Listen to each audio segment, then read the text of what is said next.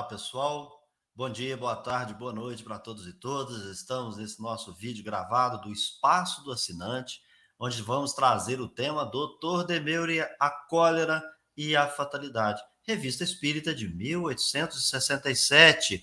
E já vamos informando para você que é nosso assinante ou você que é inscrito no canal e está tendo a oportunidade de assistir esse vídeo pela primeira vez, porque ele foi inédito para os nossos assinantes, uma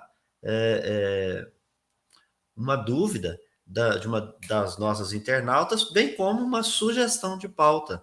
Nós fomos indagados aqui para fazermos uma pesquisa, um breve estudo, e a gente vem compartilhar. É a nossa querida Lucimar Rodrigues, quem nós mandamos o nosso abraço fraterno, carinhoso aí, e agradecendo por essa oportunidade de estudo, ao qual nós vamos buscar tentar nos desincumbir aqui no encontro desse vídeo, que, como dito, está sendo levado para vocês aí, que são os assinantes do canal, de modo inédito, e depois, quando vocês já estiverem degustado, assistido, conversado, meditado, colocado críticas, sugestões, debatido conosco, aí sim nós vamos liberá-lo para os demais inscritos também, para que possam fazer o melhor uso desse compartilhamento. Tem aqui ao meu lado Lauro Rodrigues, a quem eu agradeço por essa oportunidade, quem vai nos conduzir aí para a gente conversar a respeito desse tema instigante, bem como intrigante. Lauro Rodrigues, passo para você.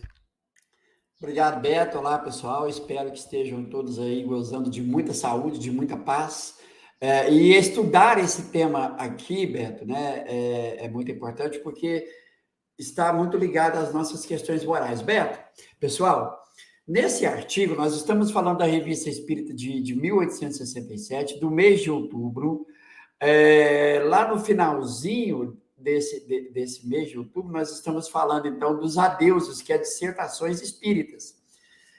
E dentro dessa dissertação espírita tem a mediunidade curadora, que eu acho importante, é muito importante, que, primeiramente, você que está nos assistindo, vá lá nesse início, mediunidade curadora, leia, estude o que o Espírito, o Abade, está nos trazendo sobre a relação espírito-matéria, matéria e espírito, do ponto de vista da mediunidade curadora. Então, por exemplo, vamos entender, aí eu quero trazer Mesmer aqui para o nosso diálogo.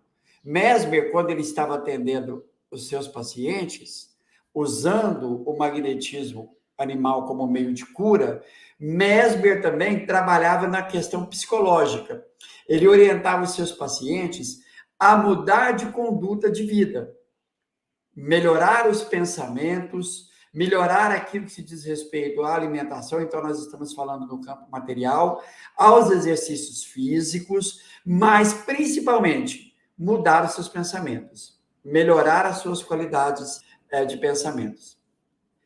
E o Abade vai trazer essa ideia, que a mediunidade curadora, então, ela está em relação ao corpo físico com o corpo físico, ou seja, o magnetizador curando o seu paciente, ou auxiliando no processo de autocura, melhor dizendo, mas também a mediunidade curativa, como vamos entender também do ponto de vista do Abade, é essa mudança psicológica do espírito.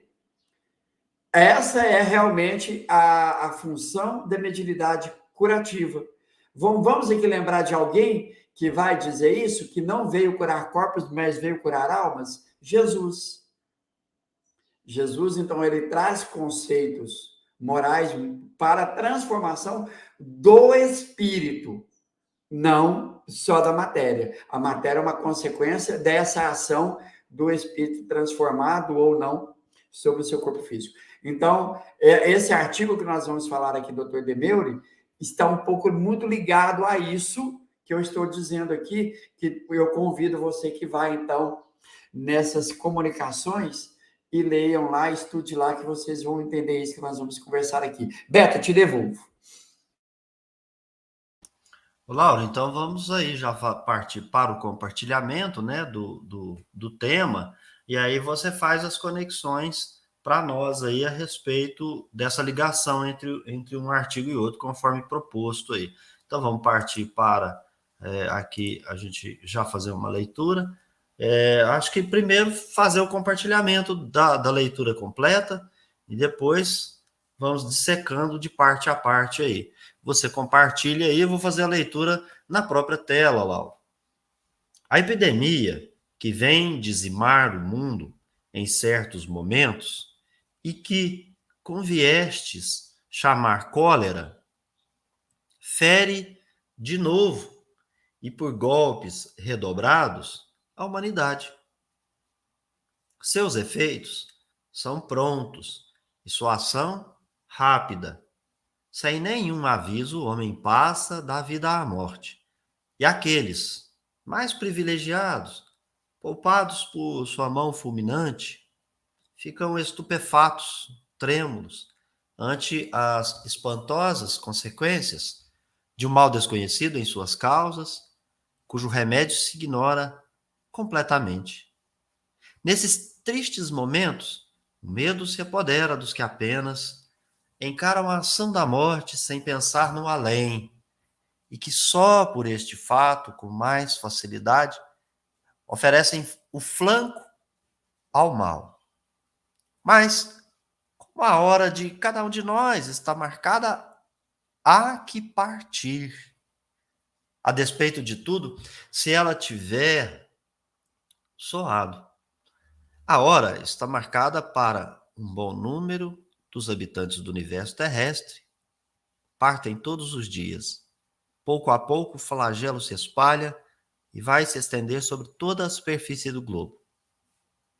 Esse mal é desconhecido e talvez o seja mais ainda hoje, porque a sua constituição própria se juntam diariamente outros elementos que confundem o saber humano e impedem de achar o remédio necessário para deter a sua marcha. Assim, a despeito de sua ciência, os homens devem sofrer as suas consequências, e esse flagelo destruidor é muito simplesmente um dos meios para ativar a renovação humanitária que se deve realizar. Mas não vos inquieteis. Para vós espíritas, que saber que morrer é renascer, se fores atingidos e partirdes, não ireis à felicidade? Se, ao contrário, fordes poupados, agradecei-o a Deus que assim vos permitirá aumentar a soma dos vossos sofrimentos e pagar mais pela prova. De um lado como de outro, quer a morte vos fira, quer vos poupe, só tendes a ganhar. Ou então, não vos digais espíritas. Doutor Demeure. Passo para você, Laura.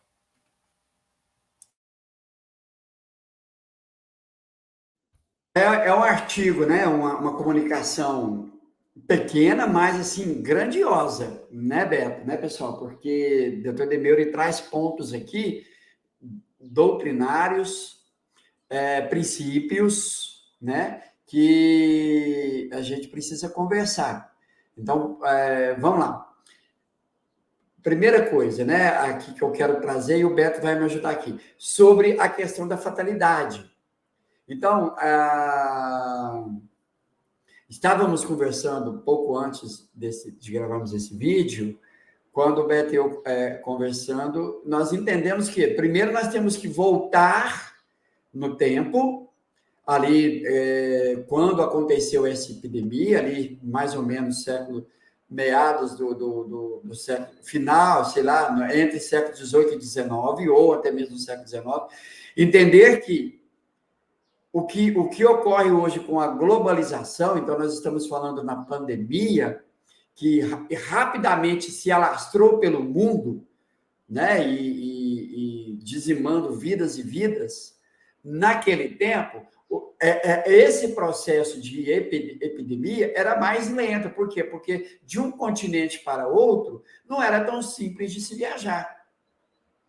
Em verdade, eu ouso dizer que conforme de um país, dentro do mesmo continente, de um país a outro, já era muito trabalhoso, demandava muito tempo.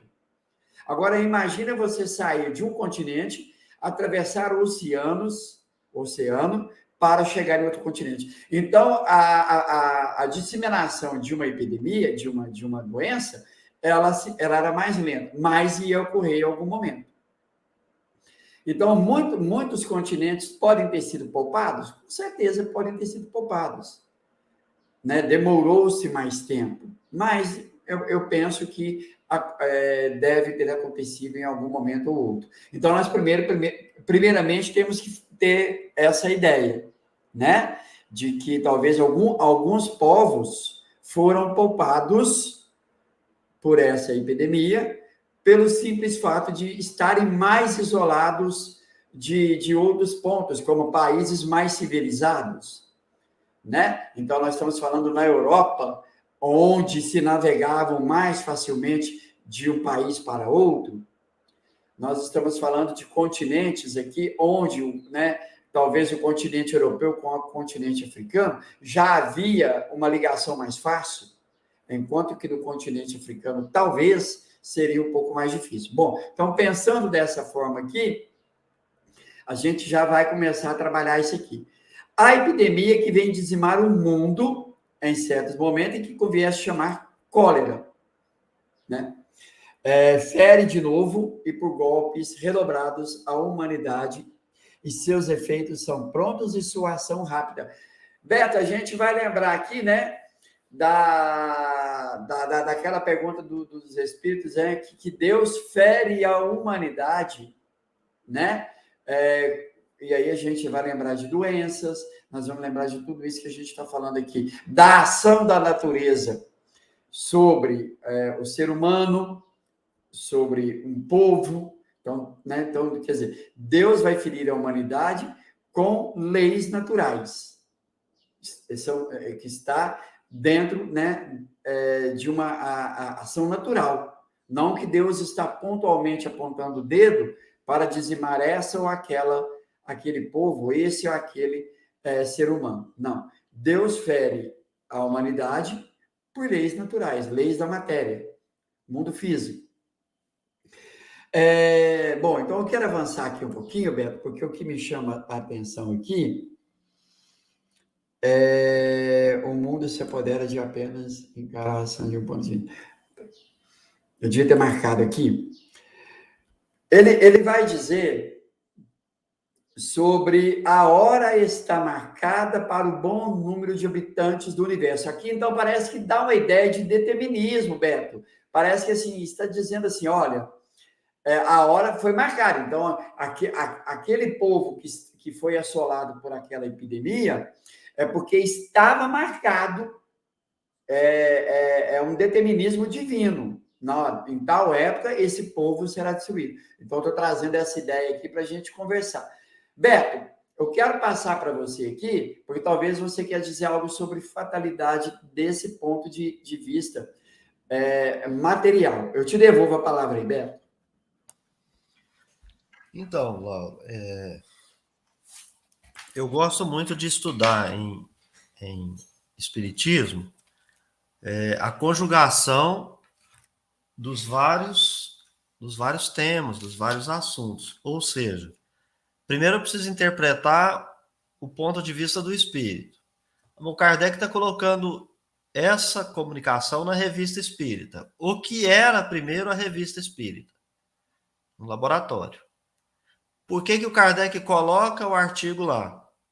Porque ali é um espaço onde ele vai colocar para apreciação de todos que vão ler a revista, vai reverberar tanto entre os espíritos encarnados e os desencarnados e no grupo de estudo que estava espalhado em núcleos pelo mundo afora.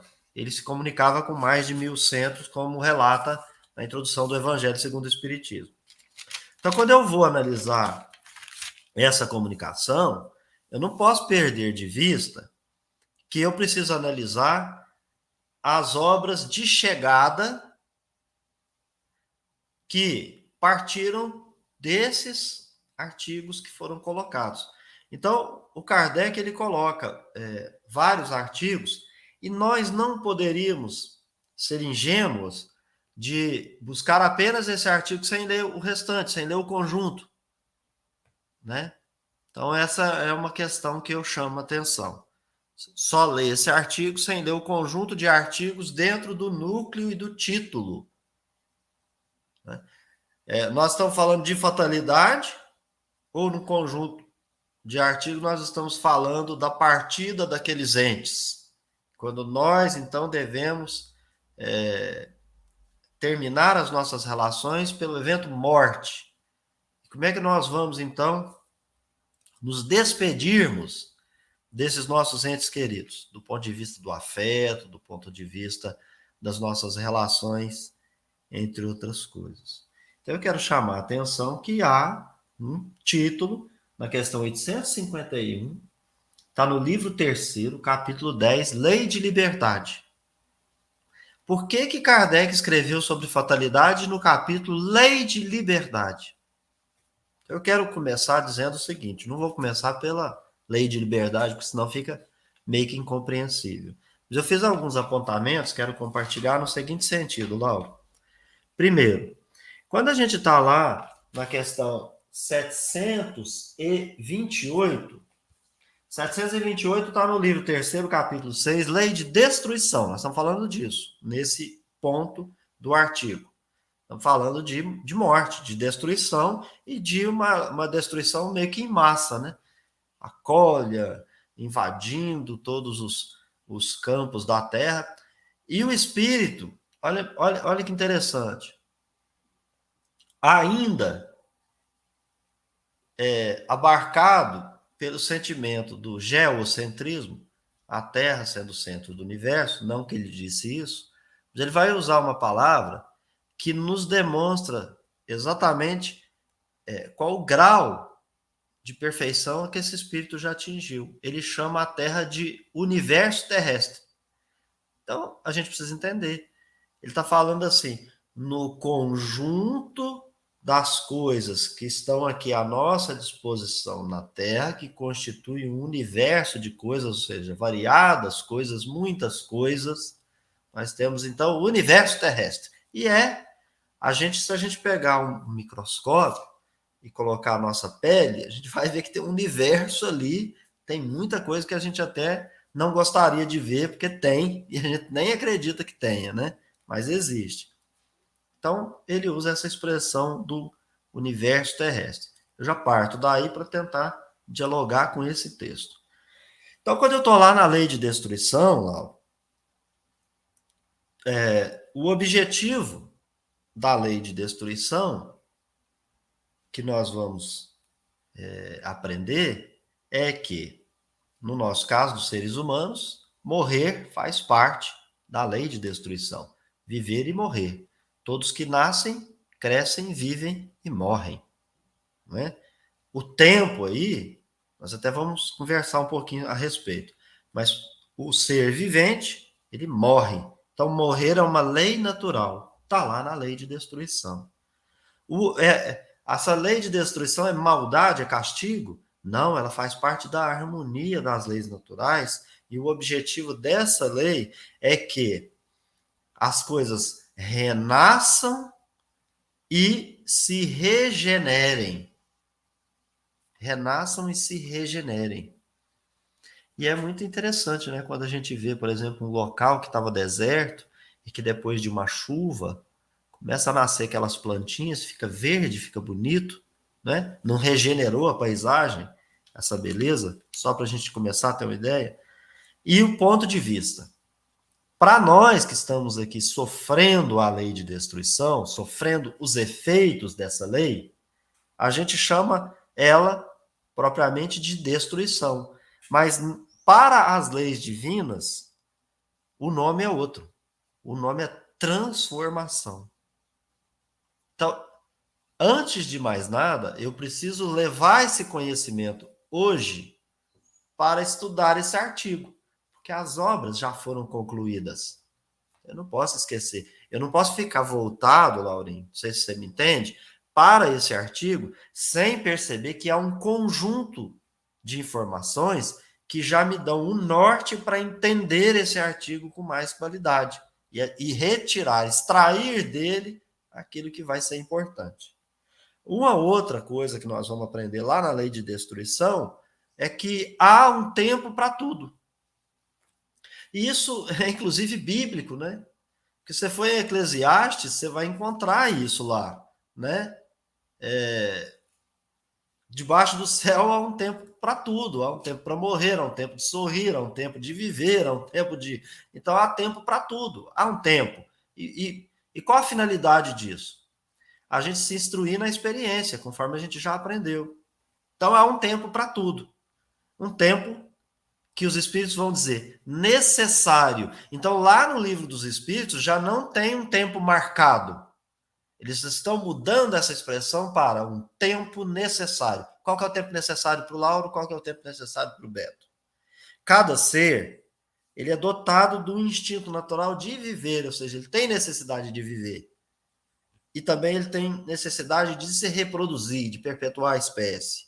Por isso há um tempo para tudo e esse tempo é o tempo necessário. Necessário para aquele indivíduo, que é diferente para todos os indivíduos. O ser humano, Lauro, ele, pela lei natural, dentro da lei de destruição, nós vamos aprender lá que ele tem que fazer tudo, buscar de um tudo para prolongar a sua vida, cujo objetivo é desenvolver sua inteligência. Então, acho que isso precisa ser nosso ponto de partida para a gente fazer qualquer tipo de análise. E olha que eu nem falei da fatalidade ainda que você pediu. Qual é o meio para que eu desenvolva a minha inteligência? É o trabalho. Esse trabalho, ele é um trabalho intelecto, moral, ele é um trabalho manual, ele é um trabalho de aprendizado, ele é um trabalho. Trabalho é qualquer ocupação útil, né? A gente vai lembrar disso. Junto a isso, né? Esse ser humano que deve fazer tudo para prolongar a sua vida, ele foi dotado de potencialidades, ele é dotado de faculdades. Então, ele já é criado por Deus com um instinto de conservação, que vai o auxiliar a suportar suas provas, para que durante a caminhada, por mais que tenha os altos e baixos, e sabendo que de fato as coisas são dessa maneira, esse instinto é para que ele não desanime, para que ele não perca a chance de fazer por si mesmo o que ele necessita para desenvolver a sua inteligência, para fim de se adiantar, de progredir. Agora eu quero entrar num outro aspecto, e esse aspecto aqui já é dentro do que você falou de ciência, da atualidade. Nós estamos hoje no século XXI, para quem assistir esse vídeo daqui a 100 anos, nós estamos aqui no século XXI, hoje, né, são 28 de fevereiro de 2022, a gente grava esse encontro às 10 horas e 8 minutos, a gente está passando por uma pandemia, a galera confinada, tá meio bagunçado, né, porque o povo quer sair para o carnaval, vai aglomerar, vai adoecer, vai para o hospital, vai ter aquele angu de caroço de novo. Por quê? Porque o vírus não foi controlado. Só que com uma diferença da cólera para 100, 200 anos, 500 anos atrás. Naquele tempo, a comunicação era pífia, a ciência não estava desenvolvida, a comunicação era feita por meios mais rudes e mais rústicos, mas havia a possibilidade de você isolar um determinado ponto geográfico quando havia alguma coisa, e ali não haver uma comunicação, intercâmbio de pessoas, né? O tráfego de pessoas. Mas na atualidade hoje não tem isso, essa globalização, a pessoa está aqui, logo ela está no outro país, no outro lado do planeta, por conta dos meios de transporte que estão mais rápidos e fáceis e acessíveis. Então, o que eu gostaria de abordar é que a gente, com a nossa ciência, a gente aumentou o tempo médio de vida do ser humano. Então, se a ciência aumentou por seus méritos o tempo médio de vida, alimentação, infraestrutura, saneamento básico, enfim, todas essas questões que envolvem um conforto para que as intempéries atinjam em menor potencial o corpo humano. Então, você vai se esconder melhor do frio, do calor, da chuva, das tempestades. Ainda está acontecendo muita coisa porque tem muita gente sem responsabilidade por aí, né, Laura? Então, nós estamos falando do campo dos governantes. Mas a inteligência e a ciência permite que o ser humano não fique fadado a essas intempéries. Ele tem possibilidade, ele tem os meios necessários, a gente aprende isso no Espiritismo, para melhorar toda a sua situação aqui na Terra. Tem coisa que não vai escapar, né, que são as calamidades. Vai escapar. Por quê? Porque a nossa natureza aqui, né, essa Terra, esse universo terrestre, ele já está disposto para isso. Essa é a experiência. Nós vamos aprender a construir pontes, a construir diques, dutos, enfim, né, ultrapassar uma montanha, né, construir aqui uma barragem e por aí vai. Então, a gente tem a engenharia, a gente tem os campos da ciência que vão nos ajudar a, por exemplo, conter doença. Hoje, nós tivemos aí a vacina num tempo recorde, né? Em razão de todos os estudos que foram sendo desenvolvidos para outras doenças. A natureza, ela é criação de Deus. Por isso que a gente fala de lei natural e lei divina. Então, o que há na natureza? Equilíbrio. Então, as coisas que acontecem, elas acontecem para o equilíbrio. E, obviamente, que a calamidade, quando ela ocorre, é preciso se analisar. A calamidade, ela veio ao acaso, ela foi provocada pela imprudência humana. Quando a gente está estudando o Espiritismo, uma das coisas que eles falam é que as calamidades, a maioria delas acontecem pela nossa imprevidência, pela nossa imprudência. Se você sabe que a Terra está esquentando, por que nós vamos continuar colocando fogo no forno para poder esquentar? O que nós precisamos fazer? Então, imprudência, impertinência, né? Tem essas questões, porque a natureza ela é equilibrada, ela está em equilíbrio. E nós temos o nosso tempo médio de vida. A gente vai viver, crescer, desenvolver e vai morrer. É natural. Mas a nossa ciência, o nosso trabalho, a nossa inteligência nos permite aumentar esse tempo médio. E aí eu coloco para você, lá. Então, e essa questão da fatalidade? Porque se há fatalidade, não adiantaria a gente fazer nada. E aí os espíritos vão dizer, é justamente por isso que se você tem um instinto de conservação, instinto de permanecer. Então vamos imaginar, era fatal para você viver até 80, mas você não fez nada que pudesse te ajudar, você morreu com 40. Então a fatalidade estava nos 40 ou nos 80? Eu tenho essa dúvida. Ou é fatal morrer? Morrer é uma lei. Morrer é uma lei, essa é a fatalidade. Ou seja, vai nascer, vai se desenvolver e vai perecer. E aí, aquela história, né? Às vezes você está no lugar certo na hora certa, né? Você está no meio do oceano, vem um furacão e você morre. Então você está no lugar certo na hora certa de desencarnar. Ou nós vamos pensar assim, nossa, estava no lugar errado na hora errada. Fatal é morrer. A questão é, você está contribuindo para isso? Aí nós temos um problema, você está agindo contra o equilíbrio da natureza, porque é o contrário, você tem que fazer de tudo para se conservar, porque isso é um instinto que nós somos dotados. Com o desenvolvimento, o desenvolvimento vem da onde, né, Laurinho? Vem do nosso horror à destruição, às calamidades. E aí, então, a gente se desenvolve. E aí, o que aconteceu com a humanidade? Progrediu intelecto moralmente. Tá vendo o equilíbrio? E tá vendo a normalidade da coisa? Depois, Laurinho, enquanto você falava aí, eu estava lá no livro 3, capítulo 10, na lei de liberdade. Na lei de liberdade. Por quê? Entre nós não há liberdade absoluta.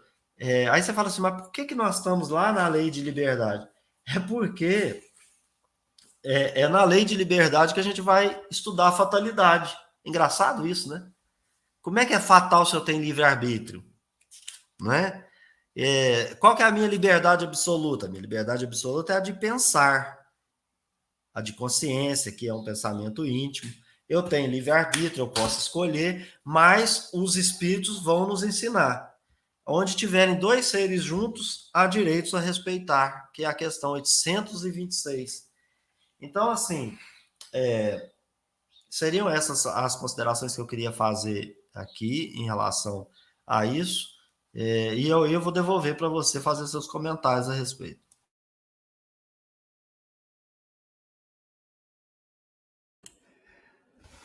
Beto, tá bom, então você trouxe para a gente então aquilo que a gente vai estudar em O Livro dos Espíritos, né, que de fatal é a morte. Então, jamais pensar que é absoluta a ideia de que determinado povo foi dizimado porque estava marcado porque Deus assim quis, porque fizeram isso ou aquilo no passado, porque estão se redimindo do mal que fizeram no passado. Isso não é regra, e a gente, né, não deve se pautar nisso, entendendo que é uma lei natural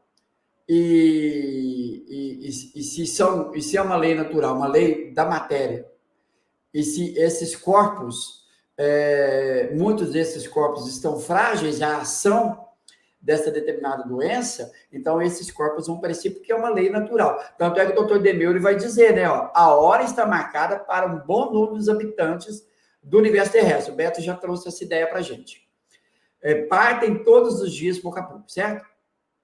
O flagelo se espalha e vai estender-se sobre toda a superfície do globo. Então, nós falamos sobre isso, sobre essa questão de ir dizimando a doença, e a ciência da época, como foi colocado por Beto, era pouco desenvolvida, então os estudos sobre aquela doença era muito lento ou quase nulo, precisava de um tempo maior para a ciência se desenvolver. Então, vamos lá. Vamos voltar lá na mediunidade curadora e entendendo do ponto de vista da mediunidade curativa ou curadora do ponto moral.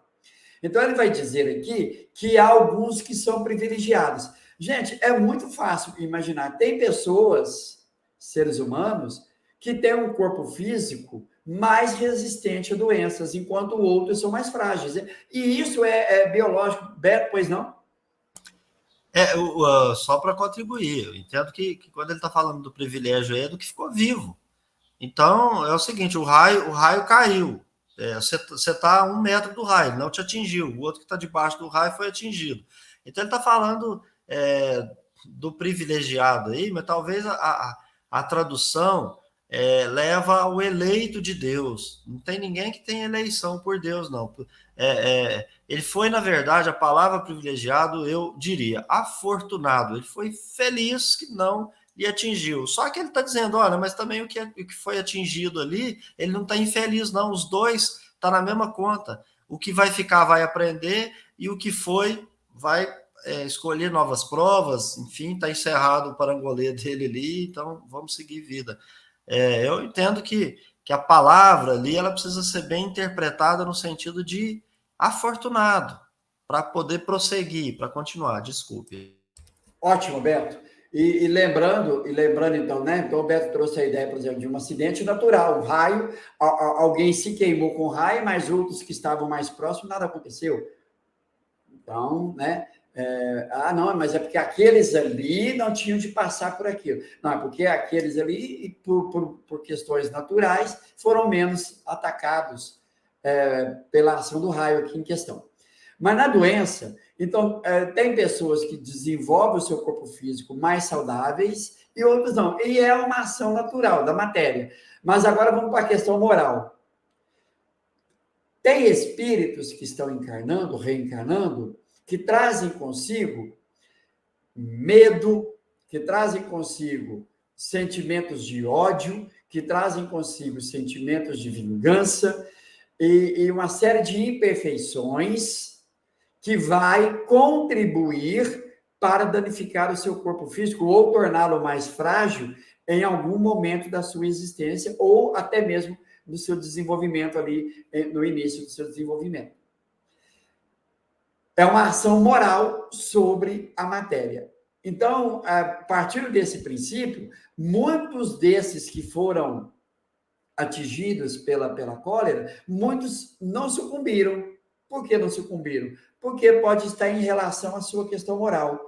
e também sobre o seu corpo físico conseguir criar defesas, desenvolver defesas, a ponto daquela doença não ser fatal para ele, enquanto que para outro, talvez o seu parente, o seu vizinho, alguém do seu lado, foi fatal. Então, nós precisamos partir dessa ideia, sempre de que é uma lei natural e existe, então, a lei moral, a lei o espírito agindo sobre a matéria, e aí vice-versa, e aquilo que o Beto falou, mas é aquele que morreu? Ele vai ser feliz porque ele vai voltar para o mundo espiritual.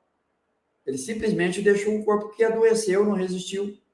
Mas o outro que ficou. Aí o Beto também foi feliz quando ele disse assim, terá a oportunidade de aprender muito mais com, no caso aqui, a epidemia. Então, ambos, o que ficou e o que partiu, estão aprendendo nesse processo de vai e vem, nesse processo de renovação ou de regeneração do pensamento do espírito, do desenvolvimento da sua inteligência, e aí poder aplicar isso como moral, cada vez se tornando melhor. Beto, eu acho que é isso que eu tinha para trazer para você. E depois o doutor Delbeuri vai trazer algumas ideias, né, do desenvolvimento da ciência, dos benefícios que tudo isso traz para a humanidade, né? Eu estava vendo aqui, Beto, sobre aquele tsunami que ocorreu, se eu não me engano, na Tailândia, e que dizimou lá milhares e milhares de vidas. Lá, se eu não me engano, parece que muito mais de 200 mil vidas foram dizimadas. Depois desse ocorrido, criaram estratégias, lugares, praias, onde colocaram sinalizadores que, se ocorrer o fenômeno de o recuo do mar, para depois, né, o mar vir com força total, arrastando, né, levando ali com a sua força praias, matas, vidas, seja de homens ou de animais, seres humanos ou de animais. Agora criaram meios de que, se acontecer isso, todo mundo é avisado, há dispositivos que vão avisar, dando mais tempo possível para que as pessoas vão para lugares mais altos, onde vão se proteger. Mas primeiro precisou passar por uma situação dessa, para que depois pudesse criar recursos, meios, para se precaver de uma possível eventualidade como foi essa, né? Então, tudo isso contribuiu. Vocês querem ver? Em 2018, um time de futebol, também na Tailândia, entraram numa caverna para uma prática de um ritual, uma caverna de extensão de 10 metros. Então, eles atravessariam toda essa extensão para uma prática ritualística, e que, quando chove, há enchente, e essas cavernas são tomadas pelo volume de água. E, infelizmente, aconteceu isso com esse time de futebol, todos jovens. Né? Então, houve uma ação natural. Eles tinham conhecimento disso, mas, pela prática ritualística, foram ali atravessar e foram surpreendidos por esse volume de água. Então, houve todo o resgate, um bombeiro acabou sucumbindo, né? Porque os aparelhos de oxigênio falharam, ele acabou se afogando. Mas vejam bem, depois desse ocorrido, Beto, agora lá há um controle, somente os bombeiros é que percorrem essas cavernas, então ninguém entra lá mais sem a devida permissão, mas primeiro precisou ocorrer tudo isso que eu estou dizendo aqui. Uma vida foi perdida, houve o resgate desses jovens, né, dessas pessoas, e que serviu como alerta para prevenção. Então, a fatalidade está onde? A fatalidade está na morte. Então, chegou o momento, qual que é o momento? Aquele bombeiro, ele sucumbiu. Por quê? Porque os aparelhos respiratórios falharam e ele estava mergulhando no objetivo de salvar vidas e ele acabou sucumbindo. Então, para ele, de fatal, foi o momento em que ele estava mergulhando para salvar vidas e os aparelhos falharam. Mas ele encarnou com esse objetivo. Gente, provas são gêneros. Elas não são assim, eu vou reencarnar, aí eu vou usar um aparelho de oxigênio, vou mergulhar e o aparelho vai falhar e eu vou morrer. Isso não. São gêneros de prova. Então, ele estava numa profissão que tem o objetivo de salvar vidas, no momento em que estava inundado de água aquele canal, aquele túnel, em que por um momento, por falhas do material lá, dos aparelhos, ele acabou sucumbindo, como eu disse, porque ele era um bombeiro e o objetivo dele era salvar vidas. Então, né, são circunstâncias que levaram a sua morte, mas não que ele foi assim, ele tinha de passar por aquilo. Né? Ele poderia muito bem dizer, não, eu não vou não, porque não estou seguro disso aqui. Mas ele foi um herói, né, do ponto de vista que ele tentou salvar vidas. Beto, te devolvo aí. Laura, então vamos agora, para a gente encerrar, explorar a questão da fatalidade segundo o Livro dos Espíritos, né? Porque as pessoas podem ouvir aí, e a gente falar e tudo mais, mas fala assim, bom, aí falhou porque era a hora dele, chegou, então falhou. Aí é um espírito que vai lá, mergulha na água, vai lá e ferra com o negócio do respirador dele para falhar naquela hora. Né? Ou alguém que já sabia disso, então lá vai ser a hora dele, então já vamos ferrar com o equipamento dele aqui. Então precisa entender o que é fatalidade. Está lá no livro 3º, capítulo 10, como eu disse, Lei de Liberdade. Está no item 6, ou seja, está precedido de liberdade, explicando o que é, dessa liberdade que não é absoluta, está depois da liberdade de pensar, está depois da liberdade de consciência e está depois do livre-arbítrio. Então, por que fatalidade está depois disso tudo? Porque você tem que considerar isso tudo, porque senão, se você não considerar isso, nós estamos com um problema de compreensão. Eu vou isolar a fatalidade aqui para eu entender segundo a minha consciência? Não, eu vou ter que pegar no conjunto. E o que está dizendo lá, depois que a gente lê isso? Fatalidade, os espíritos vão dizer, eu fiz um resumo. Fatal é a escolha que o espírito fez de, ao se encarnar, sofrer essa ou aquela prova. Isso é fatal. O que é fatal? Você escolheu a prova. Você se encarnou, vai sofrer a prova. Mas a prova não é eu vou mergulhar aqui agora e essa é a prova. Não, a prova é a sua reencarnação. É o gênero. Mas aí o cara vai lá e lê e fala assim, mas aqui está dizendo que a reencarnação, onde ele escolheu o gênero de prova, traça para ele destino.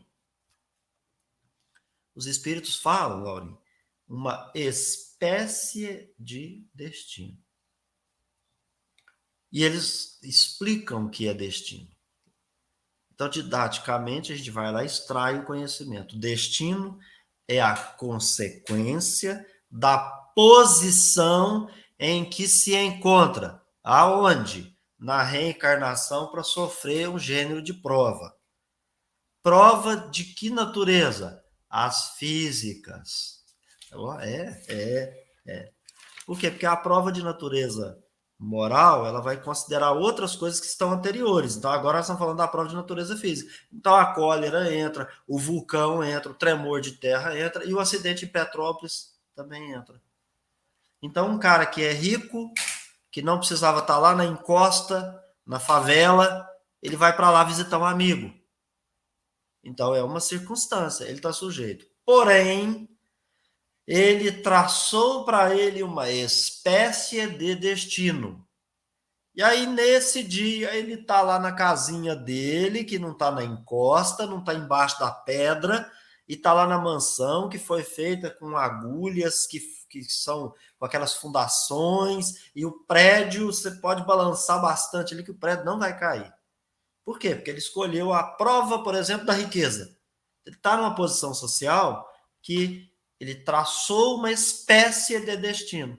A circunstância de eu ter um amigo lá na favela vai me colocar no lugar onde eu posso receber a encosta caindo sobre aquela casa, porque eu fui visitar meu amigo. Né? Mas se eu não tenho esse amigo, se eu não tenho essa relação, se eu não estou lá onde a calamidade está acontecendo, é porque eu escolhi um gênero de prova. Isso é fatal para mim, que vai acontecer. Eu vou experimentar aquela prova. E para as provas, ou seja, aquelas questões que são provas de natureza física, se eu escolhi uma posição que me retira do centro do olho do furacão, Laurinho, eu não vou sofrer a prova física de lá. Por isso que é uma espécie de destino. Se a gente não compreender isso, a gente vai dizer assim, não, é porque o espírito, quando reencarna, ele já traça o caminho dele, que ele está prevendo o futuro. Prever o futuro, esse é o capítulo que está depois dessa fatalidade. Conhecimento do futuro, ele pode ser revelado ao ser humano? Não. É oculto? Mas é oculto de quem? Do próprio ser humano. Em algum momento, a possibilidade de conhecer o futuro? Olha, as revelações, por exemplo, são essas possibilidades. Os espíritos chegam aqui, são mais elevados, e falam assim, do jeito que vocês estão fazendo com o planeta, vocês vão destruir o planeta. O planeta não vai aguentar esse calorão que vocês estão provocando aqui. Por que o espírito está prevendo o futuro? Porque ele tem conhecimento, ele já viu isso acontecer, ele tem a experiência. E aí ele pode chegar aqui, se for permitido, fazer uma revelação dessa natureza. Mas nós temos a nossa inteligência. Ela já está intimamente nos revelando que esse fim vai acontecer, que a gente vai destruir o planeta. Então, para que o espírito vem cá revelar? Se for necessário, revela. Qual o padrão para isso? Aquele que tem mais experiência consegue instruir o que tem menos experiência. Essa é a revelação do futuro. Então, nós temos esse ocultamento para a gente não negligenciar o presente, que é as circunstâncias, o sofrimento das provas, sejam elas intelecto-morais, sejam elas de natureza física. Quem é que sabe o futuro? Deus. Então, para que tem prova? É porque Deus não faz prova para ele saber que você é bom, que você é ruim, não, criatura.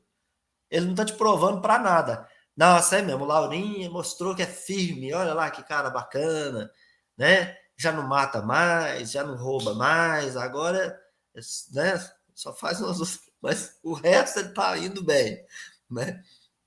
Então é assim. Não é para provar para Deus. A prova é para colocar para cada um a responsabilidade dos seus atos, para ele ser senhor do seu destino, para ele fazer suas escolhas entre o bem e o mal, que aí a gente volta lá para o livre-arbítrio. Existem as provas físicas que eu tracei para mim como uma espécie de destino por conta do gênero de reencarnatório. Mas e as intelectos morais? Aí não, irmão. Aí a escolha entre o bem e o mal, ceder ou resistir, aí é o livre-arbítrio. Então, essa é uma questão. A gente desenvolve em vários campos. Então, o gênero de prova é o gênero da reencarnação na matéria. Então, de fato, o Lauro disse, né? A gente vai passar por N circunstâncias. Eram essas, Laurinho, as contribuições que eu queria fazer em relação a esse texto. Devolvo para você, agradecendo a querida assinante aqui do canal, Lucimar, pelo o artigo que nos foi questionado aí, né, a nossa opinião. E aqui é isso, a gente fez um estudo, coloca aí para vocês se estamos no caminho certo ou não.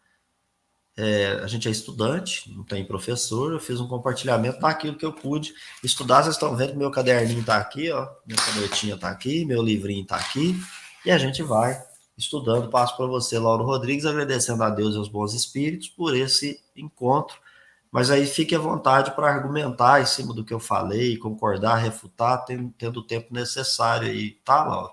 Encontro vocês no próximo vídeo, pessoal. Não, Beto, é muito bom.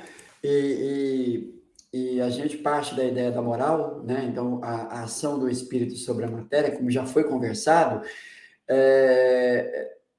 quanto mais o espírito, não, o ser humano, ele se espiritualiza, mais ele tem condições de, nas suas reencarnações seguintes, ter um corpo físico cada vez mais saudável. Mas isso não impede de que em algum momento ele venha obter algum tipo de doença, porque é uma lei natural da matéria.